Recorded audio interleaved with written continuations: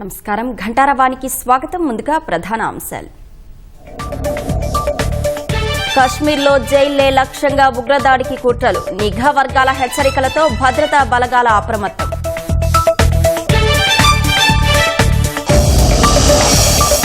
కాల్పుల విరమణ ఒప్పందాన్ని పదే పదే ఉల్లంఘిస్తున్న పాకిస్తాన్. 11వ రోజు రేంజర్ల చర్యలను తిప్పికొట్టిన భారత సైన్యం.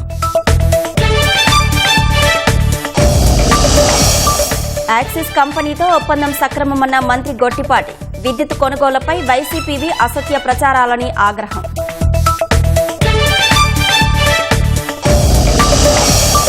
జగన్ హయాంలో ఆర్బీకేల్లో 104 కోట్ల అవినీతి. సమగ్ర విచారణ చేపట్టాలని సీఎంకు ఎమ్మెల్సీ భూమిరెడ్డి లేఖ.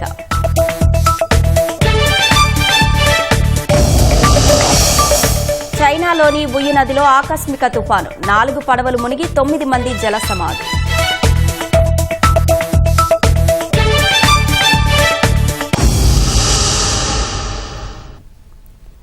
జమ్మూ కశ్మీర్లో మరో భారీ ఉగ్రదాడి జరిగే ప్రమాదముందని నిఘా వర్గాలు భద్రతా బలగాలను అప్రమత్తం చేశాయి. ఈసారి ముష్కరులు జైళ్లను లక్ష్యంగా చేసుకోనున్నట్లు తెలిసింది. జమ్మూ కశ్మీర్ జైళ్లలో ఉన్న కీలక ఉగ్రవాద నాయకులను విడిపించేందుకు కుట్ర పన్నినట్లు నిఘా వర్గాలు గుర్తించాయి. నిఘా వర్గాల హెచ్చరికలతో Srinagar central jail, Kot Balwal jail, జమ్మూలోని జైళ్లకు భారీ ఎత్తున భద్రత కల్పించారు. పహల్గాం ఉగ్రదాడి దర్యాప్తులో భాగంగా చాలా మంది స్లీపర్ సెల్స్, ఓవర్ గ్రౌండ్ వర్కర్లను తీసుకొచ్చి ఈ జైళ్లలో ఉంచారు. వీరితో పాటు సైనిక వాహనంపై దాడి కేసులో నిందితులైన నిస్సార్, ముష్తాక్ సహచరులను జాతీయ దర్యాప్తు సంస్థ ప్రశ్నిస్తోంది.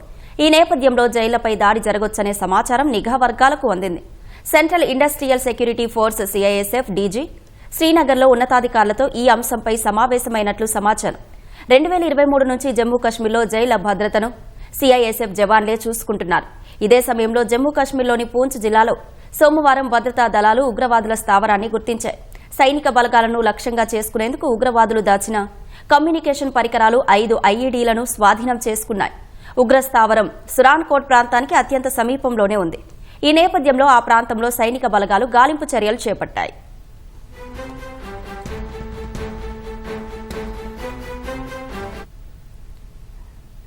జగన్ హయాంలో రైతు భరోసా కేంద్రాల నిర్వహణకు ఇచ్చిన నిధుల్లో 104 కోట్ల రూపాయలు దుర్వినియోగమయ్యాయని ఎమ్మెల్సీ భూమిరెడ్డి రామగోపాల్ రెడ్డి సీఎం చంద్రబాబుకు ఫిర్యాదు చేశారు.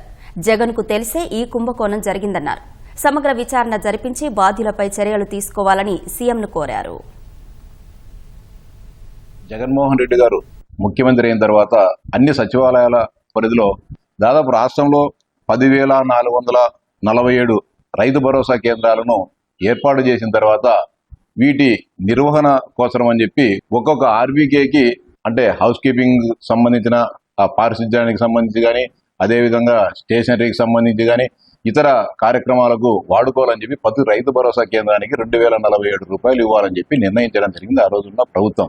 అంటే దాదాపు ప్రతి ఏడాది 26 కోట్ల రూపాయల నిర్వహణ ఖర్చుల కోసం డ్రా చేయగా, అంటే దాదాపు 4 సంవత్సరాలకు సంబంధించి 104-105 కోట్ల రూపాయలను వైఎస్ఆర్సీపీ ప్రభుత్వంలో ఉన్న మంత్రులు కావచ్చు, ప్రిన్సిపల్ సెక్రటరీగా ఉన్నవారు కావచ్చు, లేకుంటే నియోజకవర్గ స్థాయిలో ఉండే ఏడీలు అందరూ కూడా కుంభక్కై ఆర్బీకేలకు 1 రూపాయి కూడా ఇవ్వకుండా మోసం చేయడం జరిగింది. 2020 నుంచి ఆర్బీకేల మొదలైన తర్వాత నుంచి ఈ ప్రభుత్వం జగన్మోహన్ రెడ్డి గారు ప్రభుత్వం దిగిపోయేటంత వరకు జరిగిన డబ్బులు ఏ విధంగా దుర్వినియోగమయ్యాయి, ఈ దుర్వినియోగ కారణకులైన వాళ్ళందరిపైన కూడా సమగ్రంగా విచారం చేసి అటు బాధ్యులపైన చర్యలు తీసుకోవాలని చెప్పి గౌరవ ముఖ్యమంత్రి గారికి ఫిర్యాదు కూడా చేయడం జరుగుతుంది. సీఎం చంద్రబాబు అనంతపురం జిల్లా పర్యటన నేపథ్యంలో ఉరవకొండ, వజ్రకరూరు మండలాల్లో హంద్రీనీవ కాలువ పనులను ఆయా శాఖల అధికారులతో కలిసి జిల్లా కలెక్టర్ వినోద్ కుమార్, ఎస్పీ జగదీష్ పరిశీలించారు. చిన్న ముష్టూరు వద్ద నుంచి హంద్రీనీవ కాలువపై రాగులపాడు పంప్ హౌస్ వరకు వెళ్లి కాలువ విస్తరణ పనుల గురించి అడిగి తెలుసుకున్నారు. రాగులపాడు వద్ద హెలీప్యాడ్, ప్రజావేదిక కోసం స్థలాలను అధికారులు పరిశీలించారు. ఎన్టీఆర్ జిల్లా ఇబ్రహీంపట్నం మండలం మూలపాడులో రోడ్డు ప్రమాదం జరిగింది. 2 ఆటోలు ఢీకొని 2 మృతి చెందారు. ఈ ప్రమాదంలో మరో 4కి తీవ్ర గాయాలయ్యాయి. కూలీలతో రాంగ్ రూట్లో వస్తున్న ఆటో మరో ఆటోను ఢీకొట్టడంతో ప్రమాదం జరిగినట్లు సమాచారం. విజయవాడలోని గుణదల సమీపంలో డ్రైనేజీలో పడి 7 ఏళ్ల బాలుడు మృతి చెందాడు. గంగిరెద్దుల దిబ్బ వద్ద ఆడుకుంటున్న 2 బాలురు ప్రమాదవశాత్తు డ్రైనేజీలో పడ్డారు. ఒక బాలుడు కొంత దూరం డ్రైనేజీలో కొట్టుకుపోగా స్థానికులు గమనించి రక్షించారు. గల్లంతైన మరో బాలుడు మణికంఠ గుణదలలోని పుల్లేటి కాలువ వద్ద కనిపించాడు. అపస్మారక స్థితిలో ఉన్న బాలుని కుటుంబ సభ్యులు హుటాహుటిన ఆసుపత్రికి తరలించగా అప్పటికే చనిపోయినట్లు వైద్యులు నిర్ధారించారు. ఆడుకుంటానని బయటకు వెళ్లిన కుమారుడు శవమై కనిపించడంతో బాలుడి తల్లి గుండెలవిసేలా రోదించారు.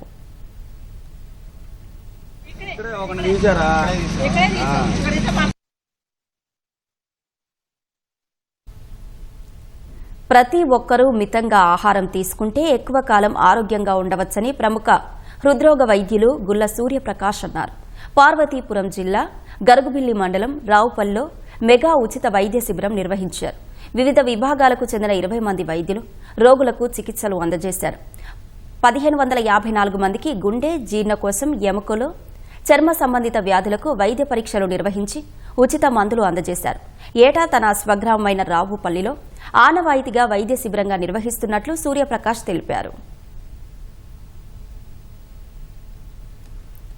శ్రీ సత్యసాయి జిల్లా హిందూపురంలోని శ్రీ కన్యకా పరమేశ్వరి ఆలయాన్ని స్థానిక ఎమ్మెల్యే సినీ నటుడు బాలకృష్ణ దంపతులు సందర్శించారు. 2.5 కేజీలతో చేయించిన వాసవిమాత విగ్రహాన్ని బాలకృష్ణ దంపతులు ఆవిష్కరించారు. అనంతరం బంగారు పుష్పాలతో వాసవిమాతకు ప్రత్యేక పూజలు చేశారు.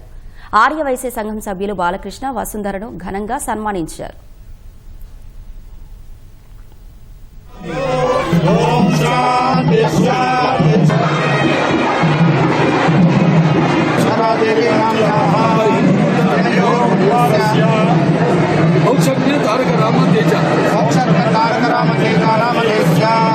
वासवी कन्यका परमेश्वरे देव्यै नमः। ज्ञानावाहनादि समस्तोपचाराणि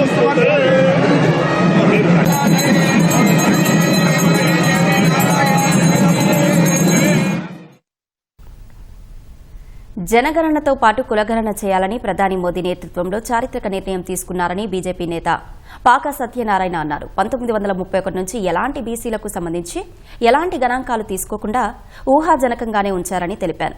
60% ఉన్న బీసీలకు ఉన్న హక్కులను పరిరక్షించేందుకు ఇతర సంక్షేమ పథకాల అమలు కోసం మోదీ మంచి నిర్ణయం తీసుకున్నారని కొనియాడారు. నరేంద్ర మోడీ గారి నేతృత్వంలో ఇటీవల తీసుకున్నటువంటి అత్యంత చారిత్రాత్మకమైనటువంటి నిర్ణయం జనగణనలో కులగణన. 1931లో జరిగినటువంటి గణాంకాల ఆధారంగా నాడు బీసీలకు ఉన్నటువంటి 54% గణ ప్రాతిపదిక ఆధారంగా 1993లో జరిగినటువంటి ఇందిరా సహాయ కేసులు సుప్రీంకోర్టు యొక్క తీర్పు మేరకు 54% నిర్దిష్టం చేస్తూ అందులో సగభాగం 27% మండల కమిషన్ సిఫార్సుల్ని సుప్రీంకోర్టు ఆమోదించినటువంటి పరిస్థితి మనందరికీ కూడా తెలుసు. ఆ గణాంకాలు ఏవి కూడా సరికావు. 1931 నుంచి నేటి వరకు కూడా గణాంకాలు తీసుకోలేదు. ఒక ఊహాజనితమైనటువంటి ఆధారంగా 54% అని అంటున్నారు. వాస్తవంగా మాకు 60% పైబడి ఉందనేది బీసీ వర్గాలు, ముఖ్యంగా మాలాంటి వాళ్ళందరూ కూడా మేము డిమాండ్ చేస్తూ ఉన్నాం. బీసీ జాబితాలు 3 రకాలుగా ఉన్నాయి. ఒకటి కేంద్ర జాబితా, రెండవది రాష్ట్ర జాబితా, మూడవది ఉమ్మడి జాబితా. కాబట్టి అనేక జాతులు రాష్ట్ర జాబితాలో ఉన్నటువంటి బీసీలు కేంద్ర జాబితాలో బీసీలుగా లేవు, ఓబీసీ కేటగిరీలో లేవు.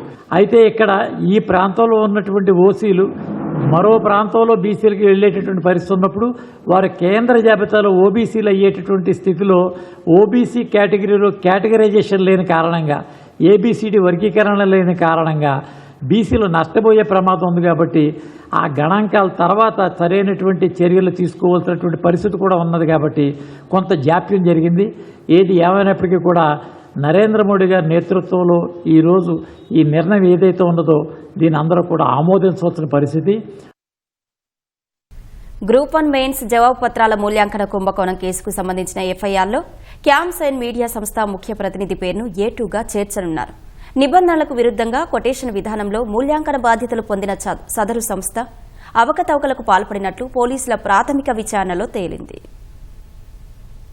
గ్రూప్ 1 మెయిన్స్ జవాబు పత్రాల మూల్యాంకన కుంభకోణం విచారణలో ఆశ్చర్యకరమైన వాస్తవాలు బయటపడుతున్నాయి. ఈ వ్యవహారంలో విజయవాడలోని సూర్యారావుపేట పోలీస్ స్టేషన్లో నమోదైన ఎఫ్ఐఆర్లో సీనియర్ ఐపీఎస్ పిఎస్ఆర్ ఆంజనేయుల్ని ఇప్పటికే A1గా చేర్చగా త్వరలో క్యాంసైన్ సంస్థ ప్రతినిధిని A2గా చేర్చి అరెస్టు చేసే అవకాశాలు ఉన్నాయి. ముంబైకి చెందిన సినీ నటి ఆమె తల్లిదండ్రుల్ని అక్రమంగా నిర్బంధించిన కేసులో పిఎస్ఆర్ ఆంజనేయులు అరెస్టై రిమాండ్లో ఉన్నారు.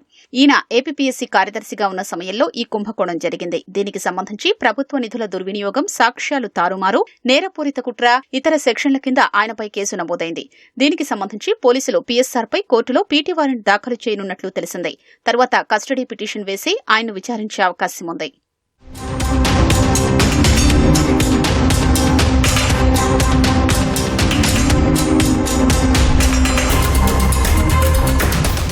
పీఎస్ఆర్ ఆంజనేయులు ఏపీపీఎస్సీ కార్యదర్శిగా ఉన్న సమయంలో హైలాండ్లో డమ్మీ జవాబు పత్రాల మూల్యాంకనంలో భాగంగా 24 రకాల పనులు చేయాలని పేర్కొంటూ 2021 డిసెంబర్ 3న క్యామ్సైన్ సంస్థకు ఆదేశాలిచ్చారు. ఈ సంస్థ నుంచి 2021 డిసెంబర్ 1న కొటేషన్ అందగా 48 గంటల్లోనే ఆ బాధ్యతలు అప్పగించారు. ఆ సంస్థ హైలాండ్ రిసార్ట్స్ లో నిర్వహించిన డమ్మీ మూల్యాంకన శిబిరంలో ఏమేం పనులు చేసిందన్న దానిపై పోలీసులు దర్యాప్తు చేశారు. సదరు సంస్థకు 1.14 కోట్ల చెక్కును ఏపీపీఎస్సీ కార్యదర్శి హోదాలో ఆంజనేయులు ముట్టజెప్పగా అందులో 74 లక్షల రూపాయల వరకు గోల్మాల్ జరిగిందని ప్రాథమికంగా గుర్తించారు. డిజిటల్ మూల్యాంకనంలో అభ్యర్థులకు వచ్చిన మార్కులకు అనుగుణంగా సిద్ధం చేసిన ఓఎంఆర్ షీట్లపై అర్హత లేని వారితో మార్కులు వేయించారని తేలింది. మార్కులు వేసిన వారిలో క్యామ్సైన్ సంస్థ ఉద్యోగులతో పాటు ఇంటర్, డిగ్రీ వరకు చదివిన స్థానికులు ఉన్నారని గుర్తించారు. వీరికి 10,000, 15,000 చొప్పున చెల్లించినట్లు తేలింది. జవాబు పత్రాల మూల్యాంకనం విషయంలో ఏపీపీఎస్సీకి స్పష్టమైన విధి విధానాలు ఉన్నాయి. వాటిని పక్కనబెట్టి ముఖ్యమైన గ్రూప్ 1 పోస్టుల భర్తీ విషయంలోనే పీఎస్ఆర్ అడ్డగోలుగా వ్యవహరించిన తీరు విచారణ అధికారుల్ని విస్మయానికి గురిచేసింది.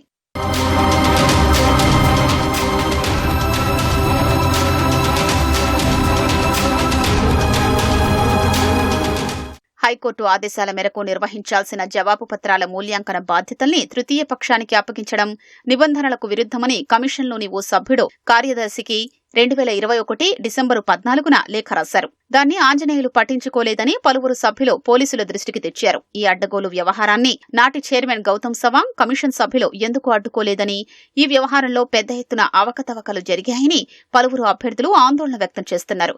ఈ కేసును ప్రత్యేక దర్యాప్తు బృందానికి అప్పగించాలని డిమాండ్ చేస్తున్నారు. గ్రామాల్లో చెత్త సేకరణ కోసం కోట్ల రూపాయల ఖర్చుతో కొనుగోలు చేసిన ఈ ఆటోలు వైసీపీ ప్రభుత్వ నిర్లక్ష్యంతో మూలకు చేరాయి. గ్రామాల్లో ఇళ్ల నుంచి తడి, పొడి చెత్త సేకరించి ఎరువుగా మార్చి రైతులకు ఇవ్వాలనే స్వచ్ఛాంధ్ర లక్ష్యాన్ని నీరు కార్చారు. ఆటోల నిర్వహణను గత వైసీపీ పాలకులతో పాటు అధికారులు పట్టించుకోలేదు. ఫలితంగా ఎస్సీ కార్పొరేషన్ కొనుగోలు చేసిన ఆటోలు అనంతపురం జిల్లా కేంద్రంలో తుప్పు పట్టి పనికి రాకుండా పోతున్నాయి.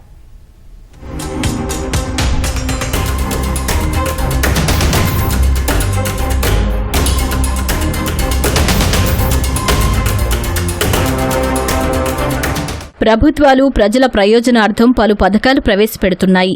వీటిని అమలు చేసి పర్యవేక్షించాల్సిన అధికారుల్లో బాధ్యత లోపిస్తే ఆ పథకం ఉద్దేశం ఏ విధంగా దెబ్బతింటుందనేందుకు నిలువెత్తు నిదర్శనం ఉమ్మడి అనంతపురం జిల్లాలో చెత్త సేకరణ బ్యాటరీ ఆటోల దుస్థితి. గతంలో కేంద్ర, రాష్ట్ర ప్రభుత్వాల భాగస్వామ్యంతో టీడీపీ ప్రభుత్వం నగరాలు మొదలు గ్రామ పంచాయతీల వరకు ప్రతి ఇంటి నుంచి చెత్త సేకరించే ప్రణాళిక చేసింది. చెత్త నుంచి సంపద తయారు చేయడం, తద్వారా గ్రామాలను ఆర్థికంగా బలోపేతం చేయడంతో పాటు చెత్త నుంచి ఎరువులు తయారు చేసి రైతులకు ఇవ్వాలన్నది లక్ష్యం. ఈ పథకాన్ని పక్కాగా అమలు చేయడానికి అప్పటి టీడీపీ ప్రభుత్వం నిధులు విడుదల చేసింది. జిల్లా కేంద్రంలో వివిధ శాఖల ద్వారా బ్యాటరీ ఆటోలు కొనుగోలు చేసి నగరపాలక సంస్థతో పాటు గ్రామ పంచాయతీల వరకు పంపిణీ చేశారు. ఈ ప్రక్రియను సక్రమంగా పూర్తి చేయడంలో గత వైసీపీ పాలకులతో పాటు అధికారులు విఫలమయ్యారని స్థానికులు ఆరోపిస్తున్నారు. ఎస్సీ కార్పొరేషన్ ద్వారా దాదాపు 2,10,000 రూపాయలు విలువ గల ఆటోలను తీసుకొని వచ్చి 2018-19 మధ్యకాలంలో తీసుకొని వచ్చి మన మేజర్ గ్రామ పంచాయతీలకి అప్పచెప్తే అప్పుడు ఇచ్చిన రిక్షాలని అప్పటి నుంచి ఇప్పటి వరకు ఒక ఇంచు కూడా కదిలించుకోకున్నట్ల అలాగే పెట్టి శిథిలావస్థకి చేరుకున్న పరిస్థితికి తీసుకొచ్చే విధంగా తయారు చేసిన గత ప్రభుత్వం, వైఎస్ఆర్ గవర్నమెంట్ ప్రభుత్వం నిదర్శనానికి ఈ ఆటోలు. గత 5 ఏళ్లలో వీటిని పాడయ్యే విధంగా చేసిన ప్రభుత్వం మీద చర్యలు తీసుకోవాలా. వాటిని వెంటనే పునరుద్ధరించి ఈ యొక్క అన్ని మండలాలకు ఈ యొక్క ఎండు చెత్త, పొడి చెత్తను కలెక్ట్ చేస్తూ వాటి ద్వారా ఆదాయాన్ని పెంచే మార్గాలను కూడా అన్వేషించి రాష్ట్ర అభివృద్ధికి ప్రభుత్వ అధికారులు దృష్టి పెట్టాలని చెప్పి కోరుచున్నాం. ఈ ఆటోలు నియోజకవర్గానికి 4 మంజూరు చేయడం జరిగింది. 2019 ఎన్నికల ముందు పంచాయతీరాజ్, మున్సిపల్ శాఖలతో పాటు ఎస్సీ కార్పొరేషన్ ద్వారా ఈ ఆటోలు కొనుగోలు చేశారు. ఒక్కో ఆటోకు సుమారు 2 లక్షల వరకు వెచ్చించారు. అనంతపురం జిల్లా పంచాయతీ కార్యాలయం ద్వారా 39 ఈ ఆటోలు ఇవ్వగా వీటిలో 29 మాత్రమే పనిచేస్తున్నాయి. శ్రీ సత్యసాయి జిల్లాలో గ్రామ పంచాయతీలకు 31 ఆటోలు ఇవ్వగా వాటిలో 10 పనిచేయడం లేదు. ఉమ్మడి అనంతపురం జిల్లా వ్యాప్తంగా గ్రామ పంచాయతీల ద్వారా 70 ఈ ఆటోలు ఇచ్చారు. కానీ వాటికి బ్యాటరీలు సరఫరా చేయలేదు. కొన్ని చోట్ల ఎంపీడీఓ కార్యాలయాల్లో ఆటోలు పాడైపోతూ ఉండడంతో కొందరు ఎంపీడీఓలు స్థానికంగా అందుబాటులో ఉన్న నిధులతో బ్యాటరీలు కొనుగోలు చేసి వాటిని రోడ్డెక్కించారు. చాలా చోట్ల ఈ ఆటోలు మూలన పడ్డాయి. అనంతపురం జిల్లా కేంద్రంలోని ఎస్సీ కార్పొరేషన్లో సుమారు 100కు పైగా ఆటోలు లబ్ధిదారులకు చేరకుండానే తుప్పుపట్టి శిథిలావస్థకు చేరాయి. 5 ఆటోలు ఆగి ఉన్నాయి, నిరుపయోగంగా ఉన్నాయి. ఆ విషయం పైన అక్కడ అప్పుడే విచారించినప్పుడు అవి రావడంతో పాటే వాటికి బ్యాటరీలు పనిచేయకపోవడం వల్ల ఆనాటి నుంచి అవి నిరుపయోగంగా పడి ఉన్నాయి. అవి ఇనిషియల్గా మూవ్ కావడానికి ఏదో డమ్మీ బ్యాటరీలు వేయించున్నారు. అది ఫుల్ కెపాసిటీ బ్యాటరీ ఇన్స్టాల్ చేయకపోవడం వల్ల ఈ విధంగా జరిగింది. సత్యసాయి జిల్లాలో ఈ ఆటోస్కి సంబంధించి టోటల్ స్వచ్ఛాంధ్ర కార్పొరేషన్ ద్వారా 31 ఈ ఆటోస్ ఇవ్వడం జరిగింది సత్యసాయి జిల్లాలో.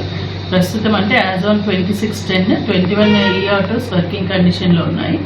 ఇంకొక 10 ఈ ఆటోస్ డిఫరెంట్ రీజన్స్తో మనకు రిపేర్స్ పొజిషన్లో ఉన్నాయి. కొన్ని will change the batteries and అది వర్కింగ్ కండిషన్లో తెస్తాము. కొన్ని వచ్చేసి అదర్ ప్రాబ్లమ్స్ ఏవైతే ఉన్నాయో అక్కడ మనకు స్కిల్డ్ మెకానిక్స్ లేకపోవడం వల్ల అది కొద్దిగా డిలే అవుతుంది. But will take care of all that also. మొత్తము 39 ఆటోలు ఉన్నాయి మనకు, పవర్ టిప్పర్ ఆటోస్. దాంట్లో మనకు 10 పని చేయట్లేదు, 29 పనిచేస్తున్నాయి. 10 వర్క్ చేయట్లేదు, 29 పనిచేస్తున్నాయి. సో గతంలో ఇవి పనిచేయని కండిషన్ ఉన్నప్పుడు వాటిని మరి గ్రామ పంచాయతీ ఆధ్వర్యంలో వాళ్ళే మెయింటైన్ చేసుకోవాలి కాబట్టి కొన్ని చిన్న చిన్న రిపేర్స్ వారు చేసుకొని మెయింటైన్ చేస్తున్నారు. ఒకసారి రిపేర్ వచ్చినప్పుడు రిపేర్ చేయించుకోవడానికి ఆ పంచాయతీలో డబ్బు లేకపోవడం కారణం ఉంటుంది. అది రిపేర్ చేయకపోవడం వలన అది వాడకంలో లేనప్పుడు అది పనిచేయలోని పరిస్థితులు వస్తున్నాయి. వైసీపీ ప్రభుత్వ తప్పిదాలను సరిదిద్దుతున్న కూటమి ప్రభుత్వం తుప్పు పడుతున్న ఈ ఆటోలకు మరమ్మతులు చేయించి గ్రామాల్లో లబ్ధిదారులకు ఇస్తే చెత్త సేకరణతో పాటు కొందరికైనా ఉపాధి లభిస్తుందని స్థానికులు అభిప్రాయపడుతున్నారు. సాక్షి మీడియాను అడ్డం పెట్టుకుని విద్యుత్ కొనుగోలుపై జగన్ అసత్యాలు ప్రచారం చేస్తున్నారని మంత్రి గొట్టిపాటి రవి మండిపడ్డారు. వైసీపీ హయాంలో పగటిపూట యూనిట్ విద్యుత్తును ₹2.49 కొనుగోలు చేశారన్న మాటలు పచ్చి అబద్దమన్నారు. స్వలాభం కోసం అధిక ధరలకు విద్యుత్ కొనుగోలు చేసిన చరిత్ర అంతా తమ ప్రభుత్వం వద్ద ఉందని చెప్పారు. యాక్సిస్ కంపెనీతో కూటమి ప్రభుత్వం చేసుకున్న ఒప్పందం 100% సక్రమని మంత్రి గొట్టిపాటి స్పష్టం చేశారు. పెట్టుబడిదారుల్ని తరిమికొట్టిన చరిత్ర జగన్ది అయితే పెట్టుబడులు ఆహ్వానించి రాష్ట్రానికి ఆదాయం సమకూరుస్తూ ఉపాధి కల్పిస్తున్న ఘనత చంద్రబాబుదేనని గొట్టిపాటి తెలిపారు. పీక్ అవర్ బ్యాలెన్స్ కోసం చేసుకున్న ఈ ఒప్పందం అధిక ధరల విద్యుత్ కొనుగోలు సమస్యకు ఓ పరిష్కారమని వివరించారు. స్వలాభం కోసం జగన్ చేసుకున్న విద్యుత్ ఒప్పందాలకు రాష్ట్ర ప్రయోజనాల కోసం తాము చేసుకునే ఒప్పందాలకు ఎంతో తేడా ఉందన్నారు. సొంత మీడియా ఉందని ఇష్టానుసారం తప్పుడు ప్రచారం చేసి ప్రజలను మోసగించే ప్రయత్నం జగన్ ఇకనైనా మానుకోవాలని మంత్రి గొట్టిపాటి హితవు పలికారు. అవినీతిలో మునిగి తేలిన జగన్కు ప్రజలకు చేసే మంచి కూడా వక్రంగానే కనిపిస్తుందని ధ్వజమెత్తారు.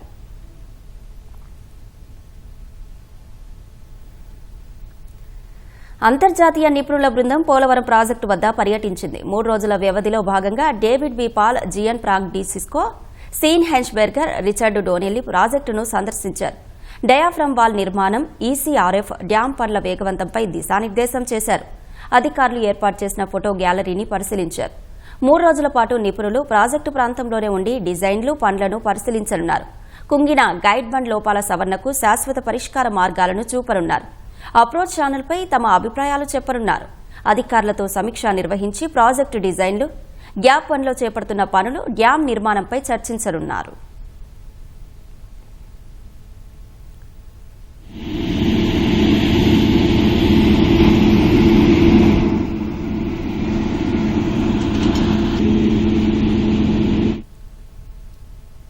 కౌలు రైతులకు అన్నదాత సుఖీభవ పథకం కింద సాయం చేయాలని కూటమి ప్రభుత్వం నిర్ణయించింది.